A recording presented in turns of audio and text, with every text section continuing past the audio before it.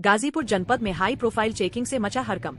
पूर्व बसपा सांसद अतुल राय के वीरपुर जाते समय नोनहरा थाना क्षेत्र के कटवामोड़ पुलिस चौकी पर उनके काफिले की पुलिस ने अचानक जांच की। सूत्रों के अनुसार चेकिंग के दौरान कोई भी आपत्तिजनक वस्तु नहीं मिली, जिसके बाद काफिले को आगे जाने दिया गया। अचानक हुई इस कार्रवाई के बाद पूरे इलाके में चर्चाओं का दौर तेज हो गया। आखिर यह नियमित जांच थी या किसी विशेष सूचना के आधार पर की गई कार्रवाई? इसका आधिकारिक कारण अभी सामने नहीं आया है। क्या आपको लगता है कि ऐसी चेकिंग सभी वीआईपी काफिलों की होनी चाहिए? अपनी राय कमेंट में जरूर बताएं। गाजीपुर से शाहनवाज अहमद की रिपोर्ट।